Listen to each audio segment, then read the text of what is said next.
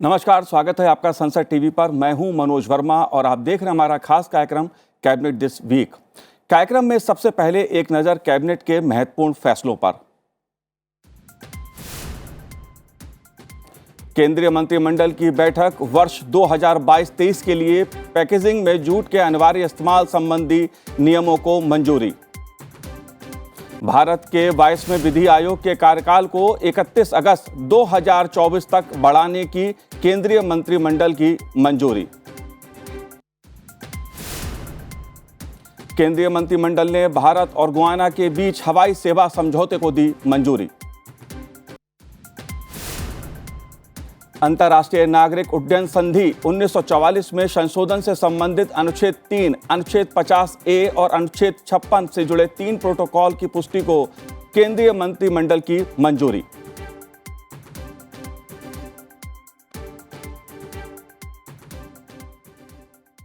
और सबसे पहले बात केंद्रीय मंत्रिमंडल द्वारा जूट के अनिवार्य इस्तेमाल संबंधी नियमों को मंजूरी मिलने की।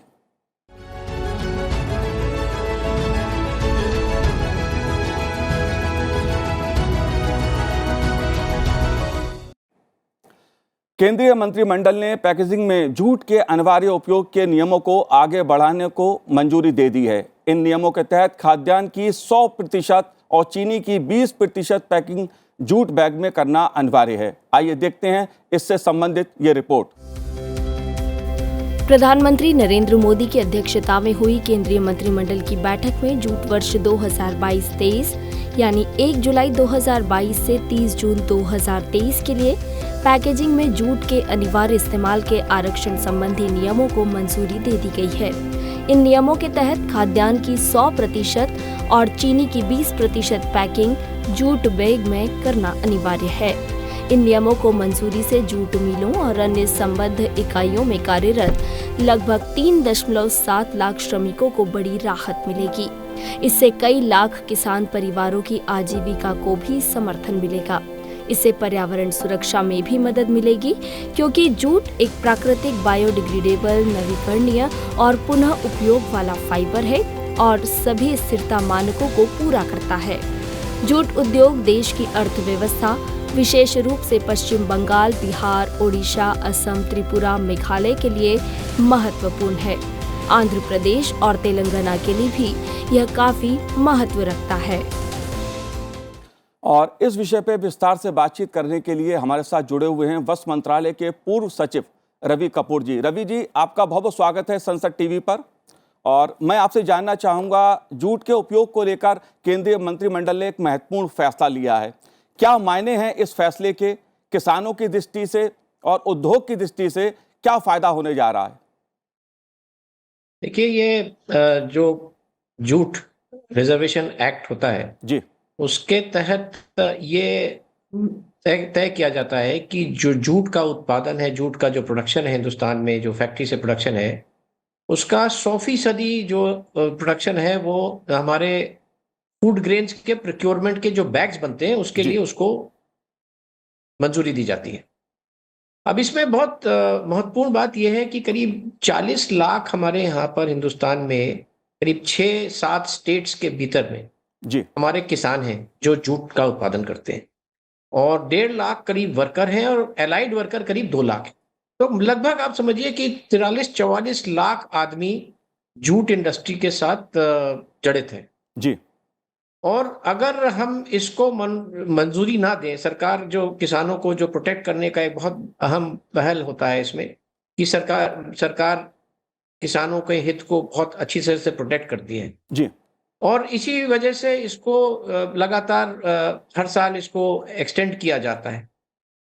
और ये बहुत महत्वपूर्ण, खास तौर से states like West Bengal, Andhra Pradesh, Madhya Pradesh, एक 6-7 स्टेट्स में ये काफ़ी बड़ी इंडस्ट्री है और किसानों को और वहाँ की लोकल पॉलिटिक्स भी काफ़ी कुछ निर्भर करती है कि किसानों के हित में कैसे डिसीजन लिए जा रहे हैं। तो ये सरकार का बहुत अच्छा निर्णय है और हम लोग सब इसको बहुत सपोर्ट करते हैं। बहुत ही बढ़िया डिसीजन लिया गया है जी।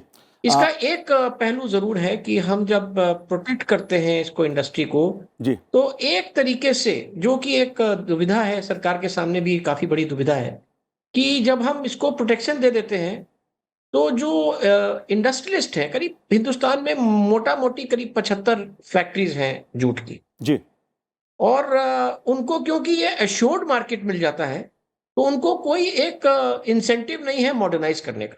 जी, और ये हमारी जूट इंडस्ट्री के लिए जो फ्यूचर है, उसके लिए एक थोड़ा-सा संकट का विषय है, क्योंकि जब तक जूट इंडस्ट्री डाइवर्सिफ़ाई नहीं करेगा, जी, हाई वैल्यू प्रोडक्ट में नहीं जाएगा, तब तक इसका फ्यूचर थोड़ा लिमिटेड है, क्योंकि जी, खाली बैग्स पे सीमित रह जाता है। जी।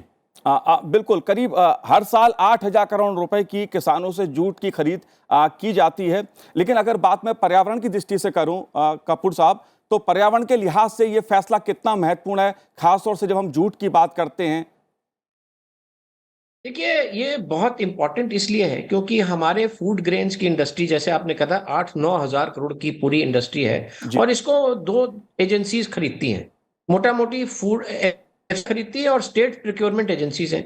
बड़े स्टेटों में जैसे पंजाब है, यूपी है, हरियाणा है, इसमें स्टेट प्रोक्योरमेंट एजेंसीज़ भी ये जूट बैग्स खरीदती हैं।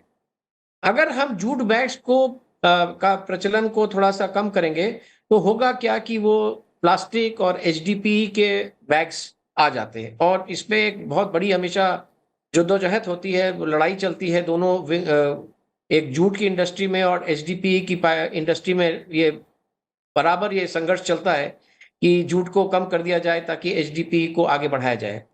तो एनवायरनमेंट की दृष्टि से ये जो जूट के बैग्स को स्वीकृति देना और उसके लिए जो रिजर्वेशन करना, वो बहुत ही, it's a very good step. जी, ये हम चाहते हैं कि इस तरीके से चलता रहे, बट साथ ही साथ सरकार ने कई कदम उठाए थे और उठाए हैं, उठा रही है सरकार कि जूट इंडस्ट्री को मॉडर्नाइज किया जाए। तो वो एक मुद्दा है जिस पे हम डिस्कस कर सकते हैं। जी।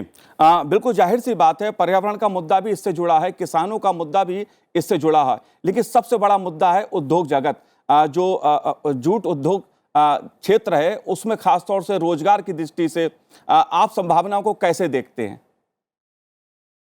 जैसे मैंने कहा कि करीब 44 लाख आदमी के परिवारों का ये एक इंडस्ट्री है हिंदुस्तान में, एक अहम इंडस्ट्री है। और जूट को हमारी अपनी पहल, हम लोग की जब सरकार में, मोदी जी की सरकार में एक पहल, बहुत बड़ी पहल ली गई थी कि एक आई केयर करके प्रोजेक्ट चलाया गया था, आई केयर। जी, उसमें ये कहा गया था कि इसकी टेक्नोलॉजी को इम्प्रूव किया जाए, इसकी प्रोडक्टिविटी को इम्प्रूव किया जाए, इसकी जो वैल्यू रियलाइजेशन है, जो प्रोडक्ट का वैल्यू रियलाइजेशन है, इसको बढ़ाया जाए। और ये तभी होगी जब हम ये हाई वैल्यू प्रोडक्ट्स जूट के माध्यम से बनाएं। और ये कुछ इंडस्ट्रीज ने, बहुत या जानकर को हमारे श्रोताओं को बहुत खुशी होगी कि कुछ इंडस्ट्रीज हैं वेस्ट बंगाल में जो आगे बढ़ करके उन्होंने अपने को मॉडर्नाइज करके और जूट बैग से आगे निकल के, और वो हाई वैल्यू प्रोडक्ट्स और काफी एक्सपोर्ट कर रहे हैं वो। और दुनिया में जूट का अब जैसे जैसे आपने कहा, पर्यावरण की दृष्टि से जी, ये देखा जाता है कि अब लोग प्लास्टिक को छोड़ करके और नेचुरल मटेरियल पे आना चाहते हैं, आ रहे हैं। इसी तरीके से दुनिया में जूट की जो जूट बैग्स की जो कंजम्पशन है, जूट बैग्स का जो डिमांड है, वो बढ़ती जा रही है। तो हमें जाहिर है कि हमें इंडस्ट्री को इस दिशा में ले जाना है और जैसे ही ये हाई वैल्यू इंडस्ट्री जाएगी, वैसे ही जो हमारे फार्मर हैं, जो हमारे किसान हैं, जो हमारे उद्योग हैं, इनको भी हाई वैल्यू रियलाइजेशन में प्रॉफिट भी बढ़ेंगे और हमारे लेबर को ज़्यादा मेहनताना भी मिलेगा। तो जो कि आज की स्थिति है, हमको इसको और आगे ले जाना है। और पर्यावरण की दृष्टि से, जैसे आपने कहा, मैं बिल्कुल सहमत हूँ कि पर्यावरण की दृष्टि से इससे बढ़िया डिसीजन नहीं हो सकता है, क्योंकि एक बहुत बड़ी इंडस्ट्री है जो कि चाहती है कि ये जूट को हटा दिया जाए जी, रिजर्वेशन से। जी। तो सरकार को इसके लिए बहुत-बहुत धन्यवाद देना चाहिए कि ये डिसीजन लिया गया है। जी। सर, एक मुद्दा जिसकी तरफ आपने भी इशारा किया, जूट का मुद्दा उत्तर भारत के राज्यों के लिए शायद बहुत महत्वपूर्ण नहीं हो, लेकिन अगर मैं पूर्वी हिस्से की बात करूं, पश्चिम बंगाल की जिसका आप बार बार उल्लेख कर रहे हैं, या उड़ीसा की या बिहार की, ऐसे राज्यों की बात की जाए, या आंध्र प्रदेश या तेलंगाना में भी कुछ हद तक जूट से जुड़ी इंडस्ट्रीज पाई जाती हैं, आप इकोनॉमी की दृष्टि से पूर्वी हिस्से की देश की स्थिति को कैसे देखते हैं, क्या महत्वपूर्ण भूमिका निभा सकता है? देखिए, ये एक्चुअली जूट इंडस्ट्री हिंदुस्तान के, क्योंकि ये ऐसा एक पौधा है जो कि पानी में होता है जी। और पानी में ही इसको जिसको जब तैयार हो जाता है तो इसको पानी में ही डालते हैं, उसको वेटिंग का प्रोसेस बोलते हैं। तो ये पानी के इलाकों से संबंधित एरिया में ही, ज्योग्राफिकल एरिया में ही ग्रो किया जाता है। और ईस्टर्न स्टेट्स की इकोनॉमी को ये बहुत भारी मात्रा में बदल सकता है। आपको एक जानकारी, मैं बड़ी इंटरेस्टिंग जानकारी देता हूं कि आपने कुछ स्टेट्स का नाम लिया, वेस्ट बंगाल का, बिहार का, उड़ीसा का, आंध्र प्रदेश का। क्या आपको पता है कि जब हिंदुस्तान को आजादी हिंदुस्तान का जब विभाजन हुआ 47 में, ईस्ट पाकिस्तान बना, ईस्ट पाकिस्तान बनने के समय 90% जूट ग्रोइंग एरिया बांग्लादेश में चला गया, ईस्ट पाकिस्तान में चला गया 90%, और 90% मिल्स हिंदुस्तान में रह गई। तो एक अनइवन बैलेंस हो गया कि जूट प्रोडक्शन जो है वो बांग्लादेश में प्राइमरी हो गया, और बांग्लादेश में ये बहुत प्राइमरी एक इंडस्ट्री है और वो ग्लोबली बहुत अच्छे से कॉम्पीट कर रहे हैं जी।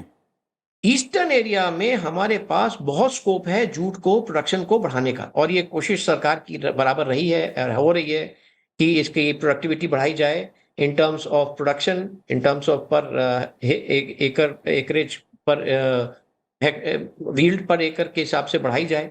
तो ये ईस्टर्न स्टेट्स के लिए एक बहुत महत्वपूर्ण, जैसे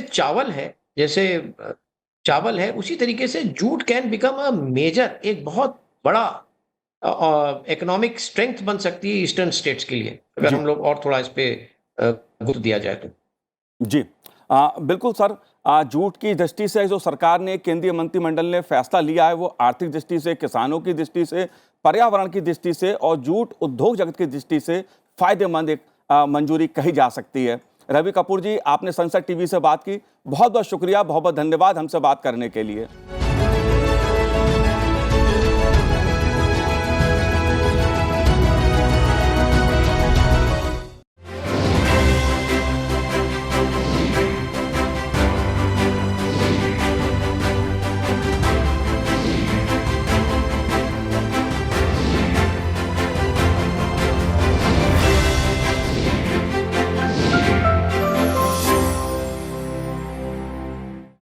ब्रेक के बाद आपका स्वागत है। आप देख रहे हैं हमारा खास कार्यक्रम कैबिनेट दिस वीक, और अब बात करते हैं 22वें विधि आयोग के कार्यकाल को 31 अगस्त 2024 तक बढ़ाने की स्वीकृति की।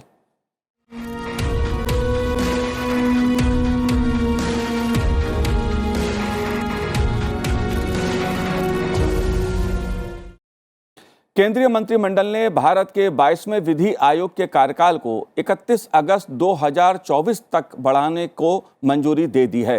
वर्तमान 22वें विधि आयोग का कार्यकाल इस महीने की 20 तारीख को समाप्त हो गया है। देखते हैं यह रिपोर्ट। प्रधानमंत्री नरेंद्र मोदी की अध्यक्षता में केंद्रीय मंत्रिमंडल ने भारत के 22वें विधि आयोग के कार्यकाल को 31 अगस्त 2024 तक बढ़ाने की मंजूरी दी है। भारत का विधि आयोग एक गैर सांविधिक निकाय है, जिसका गठन भारत सरकार द्वारा समय समय पर किया जाता है। आयोग को मूल रूप से 1955 में गठित किया गया था और समय समय पर इसका पुनर्गठन किया जाता है। भारत के वर्तमान 22वें विधि आयोग का कार्यकाल 20 फरवरी 2023 को समाप्त हुआ है। जाहिर सी बात है, जो अप्रासंगिक कानून है उस लिहाज से अगर बात की जाए तो जो विधि आयोग है उसकी भूमिका खासी महत्वपूर्ण है।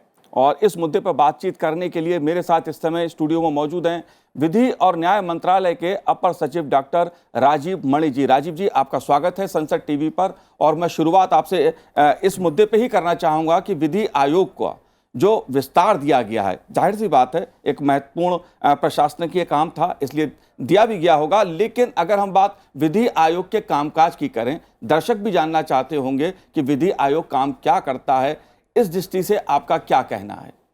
बहुत धन्यवाद आपका, ये बहुत प्रासंगिक प्रश्न आपका है। देखिए, भारत का विधि आयोग की अगर हम उसकी पूर्व स्थिति में जाएं तो ये एक ऐसी संस्था है जो कि हमारे देश के स्वतंत्रता के पूर्व से विद्यमान थी।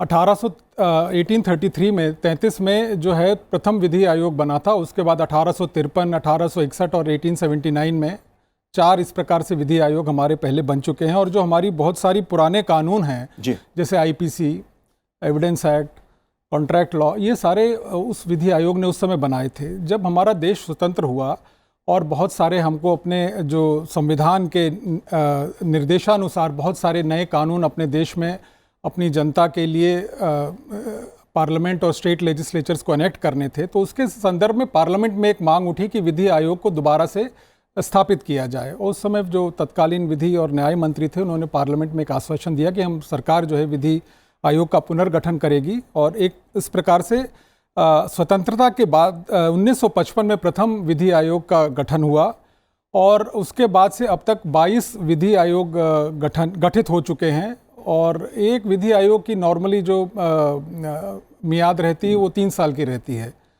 और उस 3 साल में जो वो हमारे विधि और न्याय क्षेत्र में जो रिफॉर्म्स या नए परिवर्तन लाने चाहिए उसके बारे में वो विचार करते हैं, वो सरकार को उसके बारे में सुझाव देते हैं। और सरकार के अलावा उसके जो राज्य के नीति निर्देशक तत्व हैं जो हमारे संविधान के पार्ट 4 के इंग्रेडिएंट्स हैं, उसके बारे में वो अपनी तरफ से भी सरकार को सुझाव दे सकते हैं। जी, मैं इस मामले में और भी आपको बताना चाहूँगा कि मुख्यतः विधि आयोग 3 प्रकार से काम करता है। एक तो जो उसको रेफरेंसेस या प्रस्ताव सरकार के माध्यम से भेजे जाते हैं, जो कि हमारा विधि और न्याय मंत्रालय का विधि कार्य विभाग उनको भेजता है।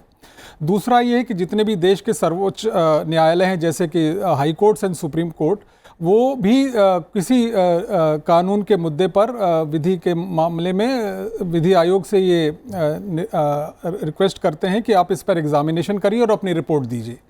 और तीसरा ये होता है कि विधि आयोग स्वयं भी स्वतः ही संज्ञान लेके किसी मामले पर अपने जो लेटेस्ट आपको लगता है कि नई चीज़ें कानून में ज़रूरत है उसके बारे में वो एक प्रोजेक्ट लेके और उस पर अपनी सरकार को रिपोर्ट देता है। जी बिल्कुल राजीव जी, लेकिन बात आपने कही अप्रासंगिक कानूनों की, जाहिर सी बात है देश में एक चर्चा ये भी होती है, केंद्र सरकार ने कई फैसले भी महत्वपूर्ण लिए हैं कि अंग्रेजों के समय के कुछ कानून चले आ रहे थे जो ये माना जा रहा था कि आज के समय के हिसाब से, आज की परिस्थितियों के हिसाब से उनका कोई बहुत महत्व नहीं रह गया था। इस तरह के जो मामले आते हैं, ऐसे कौन से कानून हैं जो विधि आयोग की सिफारिश पर निरस्त किए गए हों और उसका जनता को लाभ हुआ हो या न्याय की दृष्टि से कुछ महत्वपूर्ण कार्य हुआ हो? जी बहुत धन्यवाद। एक्चुअली अब तक जो है हमारे संसद ने 1486 ऐसे कानूनों को आइडेंटिफाई किया और निरस्त कर दिया है, जो कि आज की डेट में कानून पुस्तिका पर एक प्रकार से बोझ बने हुए थे। उनकी कोई प्रासंगिकता आज के समय में नहीं थी। इसमें से बहुत सारे कानून जो है विधि आयोग की विभिन्न रिपोर्ट्स के बेसिस पर लिए गए हैं। उनके जो विधि आयोग ने रिकमेंडेशंस दिए, सरकार ने उसको कंसिडर किया और उसके बाद पार्लियामेंट में बिल ले आए और ऐसे जो इस तरह के कानून थे उनको स्टैट्यूट बुक से हटा दिया गया। अप्रासंगिक कानून डिक्लेयर करने के लिए मुख्यतः 2-3 प्रकार की चीज़ों को ध्यान में रखता है विधि आयोग। एक तो जब कानून बना था तो क्या उसका रेलेवेंस था, उस समय उसकी क्या प्रासंगिकता थी, क्या वो आज भी है। उनको लगता है कि ये कानून अब अप्रासंगिक हो गया है, जिस समय में जिस सिचुएशन को इसको कैटर करने के लिए बनाया गया था वो सिचुएशन अब नहीं है जी। ऐसे कानूनों को वो फिर स्टैट्यूट बुक से हटा सकता है, उसकी सिफारिश करता है। दूसरा ये कि कई मामलों में सुप्रीम कोर्ट, क्योंकि वो जो सुप्रीम कोर्ट हम लोग का देश का सर्वोच्च न्यायालय है, वो भी जो बात कहता है वो भी न्याय it's like law laid down by the supreme court. तो उस सेंस में बहुत सारा जूरिस्प्रूडेंस में डेवलपमेंट और एवोल्यूशन होता है, तो उसके प्रकार से कानूनों में क्या चेंज लाना चाहिए उसके प्रकार से भी फिर वो कानूनों के बारे में अपने रिकमेंडेशन देता है जो सरकार ले आती है। तीसरा ये है कि बहुत सारी परिस्थिति जनित चेंजेस हो जाती हैं, बदलाव हो जाते हैं, जिसमें कि कानून में बदलाव करना आवश्यक हो जाता है। जैसे फॉर एग्जांपल आप समझिए कि जितने पिछले 20-25 साल में जो इंटरनेट का एक नया हम लोग देखते हैं प्रगति, टेक्नोलॉजिकली प्रगति हुई, इसको हमारे को रेगुलेट करने के लिए कोई कानून नहीं था, पर इसको समय समय पे ऐसी चीज़ों को ध्यान में रखते हुए उसको रेगुलेट करने के लिए कानून आवश्यक होते हैं। इन सब चीज़ों को देखते हुए विधि आयोग जो है अपनी भूमिका में सरकार को रिकमेंडेशन करके उनको अपने प्रस्ताव उनकी अपनी सिफारिशों को सरकार के लिए भेजता है। जी बिल्कुल। अगर देखा जाए तो वैधानिक सुधार की दृष्टि से विधि आयोग की भूमिका खासी महत्वपूर्ण रही है, लेकिन एक सवाल यहाँ पर ये उठता है कि अगर मौजूदा परिस्थितियों की बात की जाए, पिछले कुछ समय में तेजी के साथ बात चाहे साइबर लॉ की जाए, उसकी चर्चा भी खूब हो रही है, तमाम तरह के सवाल के सामने आते हैं, या बात टेक्नोलॉजी के जरिए जो कुछ हो रहा है, घटित हो रहा है तेजी के साथ, उससे जुड़े भी कुछ सवाल सामने उभर के आते हैं। अगर मैं इनसे संबंधित कानूनों को समझना चाहूं तो विधि आयोग इस दृष्टि से क्या काम कर रहा है, उसके सामने कौन कौन से ऐसे महत्वपूर्ण कार्य हैं जो आज की परिस्थिति में बहुत महत्वपूर्ण माने जाते हैं? देखिए, एक तो जैसे आपने पहले भी प्रश्न किया था कि कौन से कानून ऐसे हैं जो कि विधि आयोग की सिफारिशों पर सरकार ने बनाए, तो मैं इसमें ये आपको बताना चाहूँगा कि जो हमारा कमर्शियल कोर्ट्स एक्ट है 2015 का, ये विधि आयोग की रिपोर्ट के अनुरूप बना था। ऐसे ही आर्बिट्रेशन एंड कंसीलिएशन एक्ट है, वो भी विधि आयोग के उसमें बना। कई हमारे क्रिमिनल लॉ और CRPC में जो चेंजेस हुए वो विधि आयोग की रिपोर्ट्स के बेसिस पर हुए। रजिस्ट्रेशन एक्ट, लिमिटेशन एक्ट और ईज़ ऑफ डूइंग बिजनेस के अन्य जो उसको बढ़ाने के लिए कदम थे, वो कई उसमें विधि आयोग की बहुत महत्वपूर्ण भूमिका रही और उसमें सरकार ने उसके रिकमेंडेशंस को माना, उनकी सिफारिशों को माना और उस पर एक्शन लेके नया कानून बनाया। अगर हम इसकी बात करें, जो कि साइबर लॉज की बात कर रहे हैं, एक बहुत ही इमर्जिंग एक एरिया है जिसमें कि जब ये 2000 में एक्ट बना था तब उस समय इतनी डाटा प्रिवेसी और इसकी बातों को ध्यान में नहीं रखा गया और बेसिकली एक ई-कॉमर्स की जो एक प्लेटफॉर्म है उसको संचालित करने के लिए बना। फिर उसके बाद जब ये सोशल मीडिया का इस पर स्वरूप आया डिजिटल प्लेटफॉर्म्स पे, तब उसमें लगा कि इसमें साइबर लॉज को और स्ट्रेंथन और सुदृढ़ करने के लिए और जो इससे संबंधित कुरीतियाँ या इसमें जो लेकुनाज हैं जो उसकी वजह से इसको एक्सप्लॉइट किया जा सकता है, इसका दुरुपयोग भी किया जा सकता है, इसमें क्या आवश्यकता है, इसके लिए मैं आपको ये भी बताना चाहूँगा कि जो तत्कालीन विधि आयोग है इसने स्वयं इस मामले में कुछ इनिशिएटिव लिया है और उसने सरकार को कुछ कहा है कि हम इस बारे में अपना एक कंसोलिडेटेड कॉम्प्रिहेंसिव पूर्ण रूप से प्रस्ताव साइबर लॉज के बारे में देंगे और इस मामले में वो अभी कार्यरत भी हैं। जी राजीव जी, अगर मैं आम लोगों की बात करूं, गरीब तबके की बात मैं करूं, न्याय की बात की जाए, लोगों को सस्ता और जल्दी न्याय मिले, इस दृष्टि से विधि आयोग के स्तर पे कोई पहल, कोई योजना? देखिए, विधि आयोग का एक बहुत महत्वपूर्ण काम है कि वो जो हमारे राज्य के नीति निर्देशक तत्व हैं, जिसको हम directive principles of state policy कहते हैं, जो हमारे संविधान के पार्ट 4 में निहित हैं, उसको कार्यान्वित करने के लिए उसको कैसे उसके बारे में उसको हम लोग गोल को अचीव कर सकते हैं, इसके बारे में उसका एक मैंडेट सरकार ने दिया हुआ है और इसके तहत वो हमेशा ही कुछ न कुछ अपनी सरकार को रिकमेंडेशन देता है। जहाँ तक गरीबों को सुलभ और सस्ता न्याय दिलाने की पहल है, उसके लिए सरकार ने जैसा कि आपको ज्ञात होगा national legal services authorities act 1987 का जो है अधिनियम हमारे ऑलरेडी है हमारे देश में और इसमें जो कई तरह की आइडेंटिफाइड कैटेगरीज़ हैं जिसमें कि कई तरह के लोग हैं और कई श्रेणियों के जो जनता है उसको सरकार के द्वारा विधिक सहायता दिलाई जाती है जिससे कि वो न्याय से वंचित ना हो, क्योंकि न्याय दिलाना भी सरकार का एक, जनता को दिलाना उसका एक कर्तव्य है। और इस मामले में विधि आयोग ने समय समय पे बहुत सारी महत्वपूर्ण सिफारिशें की हैं और उसके तहत जो ये कानून बने हैं और जो और समीक्षाएं हुई हैं और जो और हमारे डिपार्टमेंट ऑफ जस्टिस जिसको न्याय विभाग कहते हैं, उन्होंने बहुत कदम लिया है। इनफैक्ट जो प्रो बोनो लॉयर्स हैं उसकी संख्या हम देखेंगे कि उन्होंने हज़ारों की संख्या में अपने आप को बार काउंसिल के सदस्य होते हुए भी रजिस्टर कराया है कि हम जो है ऐसे लोगों जिनको कि न्याय लेने में कठिनाई होती है पैसे की वजह से, हम उनको अपनी सेवाएँ मुफ्त में देंगे और ये व्यवस्था हाई कोर्टों में भी है। तो इस प्रकार से दोनों तरीके से सरकार के स्तर पर और हाई कोर्ट के स्तर पर जो गरीब जनता को न्याय दिलाने में किसी प्रकार की कठिनाई ना हो, वो कठिनाई महसूस ना करें, इसके लिए अनेकानेक कदम उठाए गए हैं और उठाए जा रहे हैं और इन सबों में विधि आयोग की बहुत महत्वपूर्ण भूमिका रही है। जी राजीव जी, एक मुद्दा है यूनिफॉर्म सिविल कोड का। मैं ये मुद्दा इसलिए आपसे समझना चाहता हूं या इस पे आप जो कहना चाहें, क्योंकि संसद के भीतर और बाहर कानून मंत्री इस बात को कह चुके हैं कि 22वें विधि आयोग के समक्ष ये मुद्दा भी विचार के लिए आ सकता है। इस मुद्दे को आप कैसे देखते हैं? और इसके अलावा तमाम ऐसे मुद्दे हैं कानून से जुड़े हुए, जाहिर तौर पर जिन पे देश में तमाम तरह से चर्चा होती है। विधि आयोग के स्तर पे आप ऐसे कौन से मुद्दे देखते हैं जो लीगल दृष्टि से, जैसे मान लीजिए यूनिफॉर्म सिविल कोड है, ऐसे कौन से इशू हैं जिन पे विचार आगे हो सकता है या चर्चा हो सकती है? जी, ऐसा है कि जो विधि आयोग जब बना था, इसके पहले 22वें के पहले 21वां विधि आयोग था, उस समय भी एक ये चर्चा उठी थी कि जो कॉमन सिविल कोड है, समान सिविल संहिता है, इसके बारे में विधि आयोग को विचार करना चाहिए और अपनी सिफारिशें देनी चाहिए।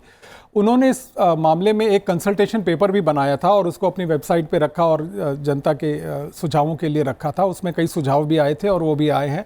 इत्तेफाक से उस 21वें विधि आयोग का कार्यकाल समाप्त हो गया और इस मामले में वो ज़्यादा प्रगति नहीं कर पाया।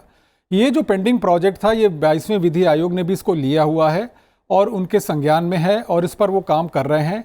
ये एक वर्क इन प्रोग्रेस है अभी विधि आयोग 22वें विधि आयोग के सामने। और इस तरह से ये जो आपकी बात है कि इस पे विधि आयोग विचार कर सकता है, वो विचार कर रहा है। तो अब ये इसमें रिपोर्ट कब आएगी, ये अभी हम लोग देखते हैं।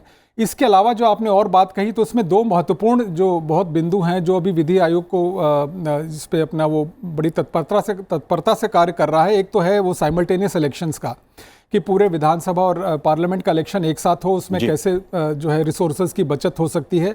और दूसरा एक राजद्रोह का मामला, जिसे सेडिशन लॉ हम जिसको कहते हैं, वो भी आजकल बड़ा प्रासंगिक विषय है और हॉट टॉपिक है। तो इन दोनों विषयों पर भी विधि आयोग तत्परता से काम कर रहा है और हम उम्मीद करते हैं कि इन पर और जो समान सिविल संहिता वाला विषय है, उस सब पर विधि आयोग अपने एक्सटेंडेड टाइम में, जो 31 अगस्त 2024 तक का है, उसमें सरकार को कुछ सुझाव देगा। जी बिल्कुल। राजीव जी, आपने संसद टीवी से बात की, बहुत बहुत शुक्रिया, बहुत बहुत धन्यवाद हमसे बात करने के लिए।